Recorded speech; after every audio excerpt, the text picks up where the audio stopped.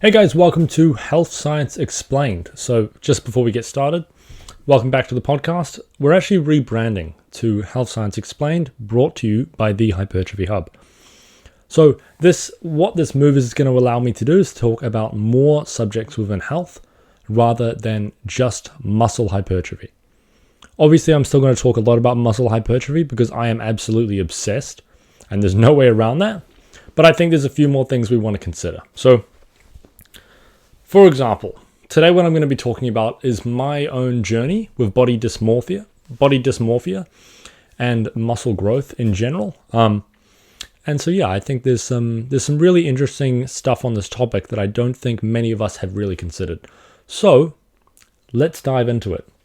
First of all, I'm going to give a little recap of my lifting journey. So I started lifting about 6 years ago now. When I started lifting, I was a distance runner at the kind of end of high school. I'm 23 now. I was about 17, 18 then, about 52 kilos. So I was pretty light. I got called skinny at school, stick, twig, whatever. And then on top of that, I am imbalanced. I have some kind of imbalance because I have scoliosis. So I have a spine condition that kind of, if you look from a bodybuilding perspective, makes my physique look pretty much objectively worse. And combined with that, I've kind of got some of the most hard gainer genetics, I reckon, pretty much out there. I think there's some parts of my genetics that are really, really good. So little known fact about scoliosis is a very, very large percentage of people with scoliosis basically have an appetite deficiency. I'm pretty much lean year round. I can get kind of fat when I bulk, but my abs pretty much never fully go away. So I guess that's one thing to consider. And that's just something that actually is to do with scoliosis that I only found out really this year and kind of made a lot of sense to me, and you'll probably see why during the rest of this video, or the rest of this podcast. So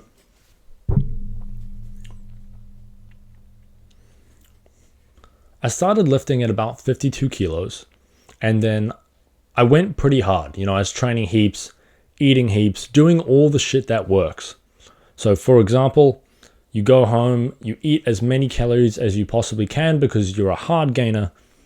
So then I probably gained about 10 kilos, I reckon, in the first year of lifting-ish. Probably around that, 7, 8 kilos, still pretty lean. I gained a lot of muscle, to be honest. Made a lot of progress very, very fast. And that made me feel pretty damn good about my physique, but it did lead me to kind of feel like that this rate of progress should continue forever. And it took me a long time to get to the point where I realized, hey, this rate of progress will not continue forever, and that's okay. So it took me a very, very long time to come to the fact that I'm not going to have this transformation like David Lade. Unless I hop on steroids, for example. Not saying he's on steroids, but if we take David Lade as an example, who is someone I looked up to at the time, there's obviously, he's a genetic freak or he's on gear, effectively. Yes, he trains hard, but so do I. And so I've been training for a long time, and then I kept training so hard that I pretty much ended up in chronic pain for probably over 2 years. Every single day I would go to sleep and I would be in chronic pain because I was effectively overtraining all the time, struggling to bulk because I was underfueling, and pretty hard for me to increase my calories at that point. I was eating quite a lot, eating about 4,000 calories a day for someone who has a deficiency in hunger hormones. But I felt as though I was obligated to continue doing that because I realized at this point that I wanted a career in fitness long term. So I kind of thought to myself, like, hey, I should probably get the best physique I possibly can. And that led me to be pretty damn neurotic about it. So for some people, for the large majority of people in fitness, it's more fat loss that's the problem, right? And so they struggle with fat loss, so then they become neurotic about tracking and eating clean and things like that. And that leads to its own slew of problems. But I think the feeling of not feeling big enough is something that really does not actually get addressed within the community that often, to be honest. And I think the community needs to start acknowledging this kind of stuff. So, why do we all, as a fitness community, we often feel as though, well, okay, let's be honest. Let's take young male bodybuilders. And so you don't have to compete to be a bodybuilder. I'm just thinking recreational bodybuilders, dudes who train for strength, and at the end of the day, they're primarily training for size. A lot of people say it's strength, but and I do agree, a lot of people it is strength, but I think the large majority of us, it starts out with training for size. You want to get jacked for whatever reason. And I think for the vast majority of men, it starts out from a place of insecurity. I felt really, really bad about how I looked. I would wear baggy clothes. I would do all the typical body dysmorphia kind of things. I would hide my physique away. If I went to the beach, I would wear a shirt. I wouldn't even go to the beach. I would just skip those. If my friends were going to the beach, I wouldn't want to go. That would be the last thing I want to do. I would be more comfortable during winter because it was more socially acceptable to wear a hoodie all the time. So then no one knows what you look like under the hoodie. And then, so I gained about 20 kilos. I got up to about 75 kilos after maybe 3 years of lifting from 52. And so by traditional bodybuilding standards, that is small. That's not jacked at all. But if you look at my physique, I think it is relatively well developed. Like I think I've done, by the standard of the typical male, my physique is pretty damn good. But the thing is, that's not who we compare ourselves to. We don't compare ourselves to the typical male physique. It becomes this quest of comparing yourself to someone like Chris Bumstead, for example. And if it's not Chris Bumstead, then it's David Lade.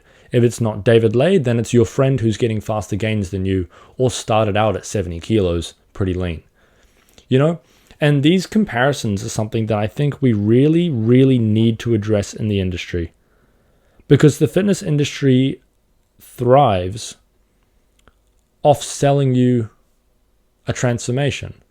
It thrives off selling you, hey, if you sign up for this coaching, if you sign up for this, you buy this supplement, you buy this whatever, you train 5 times a week, you will get the results that this person got. And even when you enter sort of a more woke version of fitness, like let's say it's not the classic evidence-based crowd, but maybe someone who's just a little bit more educated, or someone who's a little bit more understanding that, body dysmorphia is a problem and we shouldn't just expect everyone to get massive results. Like if you think of kind of a spectrum, if you have like your traditional evidence-based crowd, like I don't like that word, but you know what I mean. And then you compare that to someone like V-Shreds, there's a big difference there. Or someone like Simeon Panda, those kind of people are part of the problem. But I think often the more educated part of fitness still kind of ignores this problem in general. And it's like I feel as though people have kind of accepted the fact that body dysmorphia is a part of bodybuilding. That is a problem. I'm going to be honest, that's a problem. And I don't know why we just accept this. As men, primarily, I'm primarily talking to men here, to be honest, because I'm talking about muscle growth. And women have the opposite problem, where in general, the community is, it's fat shaming is really dominant, and feeling too fat and like you have too much fat, and adiposophobia is pretty common among women, more than men, for example. But men still get that, and women still get muscle dysmorphia, I'm sure. But I am talking primarily to men here. So it's like, you want to get more jacked. And every single dude I know, bar like, I reckon 10%, if you exclude 10%, the 10% who are happy with the way they look, the rest have some underlying level of body dysmorphia. I am baffled at how we've just kind of ignored this. And like we say the token things to, hey guys, it's you versus you, things like that. And like, I agree, and those things are totally true. But I think as an industry, we need to change. And it's not going to be easy. And I'm not saying that I'm going to be able to elicit much of this change, but I think it's super important to acknowledge, even just on an individual level, it's not okay. It's not healthy to feel bad about how you look 95% of the time. And that's where most people are sitting, which is a problem. Everyone, when they're bulking, I am fat. When they're cutting, I am small. Being a natural lifter, it's like you're never going to look like the best physique, even the natural physiques. Like if I compare myself to Alberto Nunez, for example, world-class natural bodybuilder, I should not be comparing myself to his physique. If in terms of me as a bodybuilder, if I want to compete, hell yeah, I should strive to get to that level. But that doesn't mean I need to feel bad about myself along the way. But that is work to get to the place where you don't feel bad about how you look. It is work at the end of the day. And so let's take an excerpt from an article that I read recently. And this is a qualitative article, basically getting some of the experiences of people who suffer with body dysmorphia. So let's listen to this quote. Do I have a problem? I guess so. Sometimes I wonder what the point of my life is. I work so hard at my body, but underneath I still hate the way I look. In my mind, I know I am bigger than most of the guys on the street, but I still feel inadequate. I don't like undressing in front of my girlfriend, and I don't enjoy sex because I'm too busy worrying about the way I look. Even just looking at my body in the mirror when I come out of the shower makes me feel horrible. I don't think that's that far away from the majority of men who lift weights and are interested in fitness online. That's a problem. This is a problem. So let's read a few more of these quotes, and I'd like to give some more examples, because I think, I want to, because it's like I can give my own example, but that's just my own life. So let's read another one. Let's read one on steroids. I've done 3 cycles of steroids in the past year. I don't see it as cheating because everyone else in the gym is using them. And besides, even on the gear, you still have to put in all the hours at the gym and stick to the same diet. They're not magic. I know steroids are bad for you in the long run, but frankly, I'm not that bothered about how healthy I am in 20 years. I want to feel good about myself now. And are steroids that much more unhealthy than living off junk food like most other men my age? These people are messing up their bodies too. The medical profession are always very quick to highlight the dangers of steroids, but I reckon that's motivated just as much by some puritanical desire to control what people put in their bodies than by hard fact. My doctor knows no more about anabolic steroids than the average man on the streets, whereas I've read up on all the different chemical structures of the various steroids, how they get metabolized in the body, and all their side effects. So I've educated myself and I feel I've reduced the risk. Although, when I came off my last cycle, I got really depressed and even felt suicidal for a few weeks, which really worried me. But I don't want to stop juicing now, because I've seen the results and I don't want to lose that edge. So on steroid use, I have never used steroids, but I want to use steroids. There is a deep desire in me to take just, one cycle of test. Just take testosterone once, bro. Imagine, I could get to like 85 kilos. Imagine how that would feel. Wouldn't it be dope to just be, more jacked than I am now? At what cost? No one I know who takes steroids is like, yeah, this is super cool. I love the fact that I get, and it's a fun part of the sport for the people who do it, but it has long-term consequences no matter what. Like, I think TM Cycles, Josh Bridgman and Brightman have done a very good job at explaining a little bit of this because they've all been on gear, and in the UK it's a lot more accepted. But like if you look at the UK, for example, the amount of dudes who just hop on gear is pretty astronomical. So for some reason, steroids are becoming more prominent. Would find it hard to believe that they're decreasing in usage. And yes, I think it's important that there's more safe and effective usage of them. Like that is fantastic. I think that's likely happening. I think it's very, very likely based on my experience on the culture and conversations. And I think I have delved quite deep within the culture of bodybuilding, like in the UK, for example. And I am pretty confident that steroids are becoming more commonly used and used more frivolously. So they're used more commonly in people who haven't been training for 5 years. I've also seen this coaching as well, where people will, rather than committing to everything, like if you look at Steve Hall, for example, not many people, there's a lot of people who commit to steroids who haven't done what he's done. He's been lifting for about a decade, and for the last 4 or 5 years, he's been pretty much strict on absolutely everything. And so that's a whole other problem, because that's more a culture of bodybuilding thing. When is it okay to go on steroids? That's a whole other moral question, right? But it's the fact that these people don't often have competitive desires, but they're just like, I just want to be more jacked. And I don't think that's a good thing, personally. But I want to take steroids, and I can see the desire. And I don't think there's a 0% chance that I'll ever take them. Honestly. And I consider myself pretty woke when it comes to fitness, pretty involved in the culture. And I know I would get more chronic pain if I took them, because I would be moving more weight. I would have to take my training more seriously. Therefore, I would have more chronic pain. That's just how it personally works for me because of my spine problem. And that is a problem.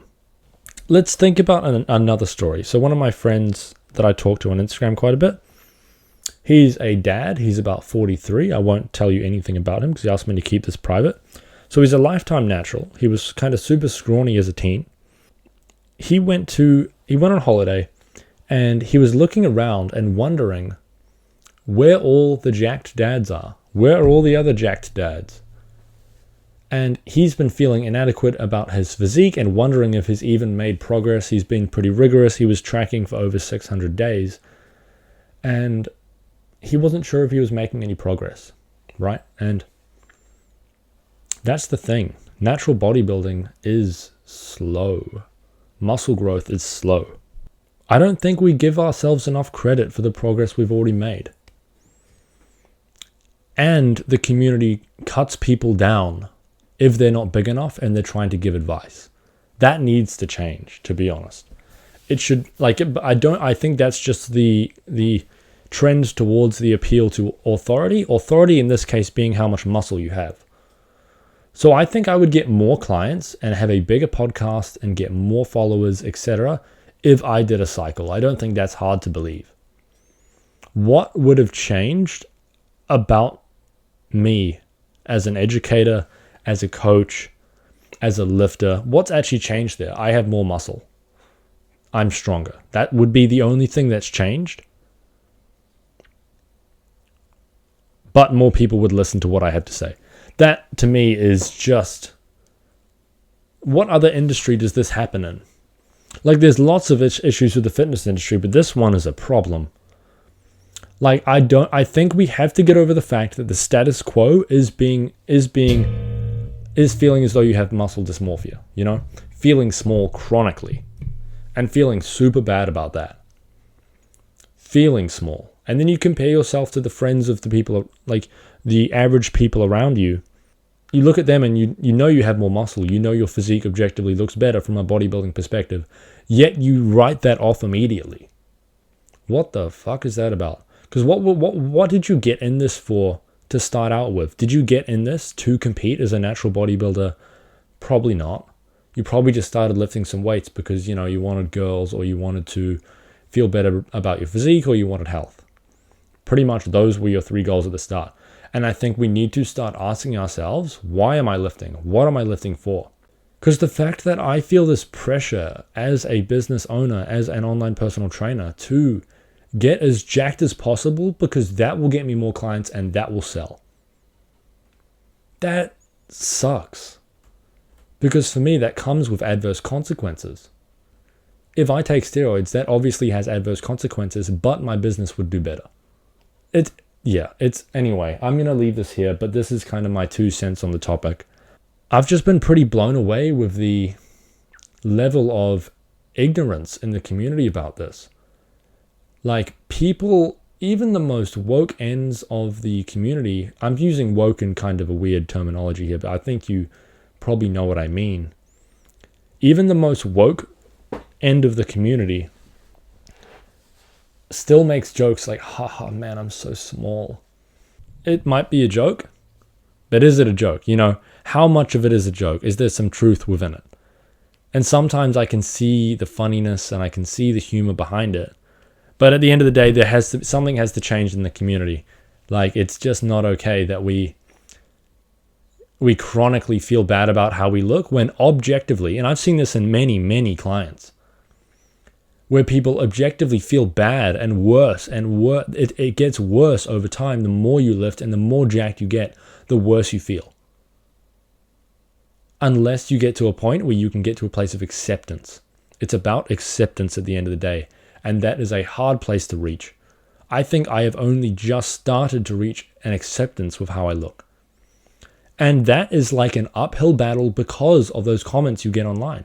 You get comments online of people saying things like, still small, by the way. Like, I made a reel on this the other day and people were like, fucking true, dude. I made an Instagram reel basically saying like, yo, I gained all this muscle. Look how cool that is. And then the comments come of people say, still small, lol. This needs to change. The community needs to change. It's toxic. Making jokes to your friend about how they're small when they're in the culture and you feel small too. Bro, you got to cut that shit out. Cut it out. Honestly, don't call your friend small. That makes you're a shit friend. Honestly. Anyway, I'm getting heated, so I'm gonna cut this off. But like, you cannot be. Yeah, this should be a positive driving force in your life. Lifting should have meaning in your life. You've got to reevaluate why you are lifting. At the end of the day, it's about health, and it's not just about health, because I realize for some people it's about the athletic pursuit. But in essence, it has to have some kind of meaning if you want to sustain it long term and feel good about how you look. Because it's not just about how you look, it's about, what can I do now that I couldn't do then? I can bench more. I can perform more activities with more athleticism. That's the kind of shit. Like that's great. Notice how powerlifters seem to feel better about their physiques in general. Because our sport, bodybuilding as a sport, is based around how you look. So of course there's going to be more body dysmorphia. But for the people who aren't bodybuilders and they don't plan to compete, you don't need to put up with this baseline level of, I'm small, I suck, and I am ugly, I am inadequate. These beliefs don't need to be there. It should be things like, man, I'm proud of how I can bench XYZ. I am proud that I don't live in chronic pain. Things like that for me personally, that's what makes a difference. Anyway, I don't often do solo podcasts, so yeah, hope you guys enjoyed it. I'm going to be having a few conversations about this in the next few weeks. One with Steve Hall and one with Shannon Beer. And then I hope to record many more because I think this is something that needs more attention in the community. So yeah, thank you guys for listening. Yeah, so I guess if you did listen to the end and you are looking for a coach, I do have coaching spots available. And I would love to help you get to a place where you can feel, one, better about how you look, but two, improve how you look from the objective bodybuilding standard as well. So maybe we get stronger, maybe we get more muscle. Just a side note, I'm also doing a nutrition qualification, so soon I will be able to give nutrition advice and prescribe meal plans and macros legally with the Sports Nutrition Association. So that's going to be really cool. I am really excited for that. So yeah, thank you guys for listening to this episode. If you did enjoy it, please leave a review And if you're watching this on YouTube, thank you for watching. Please subscribe. See you later.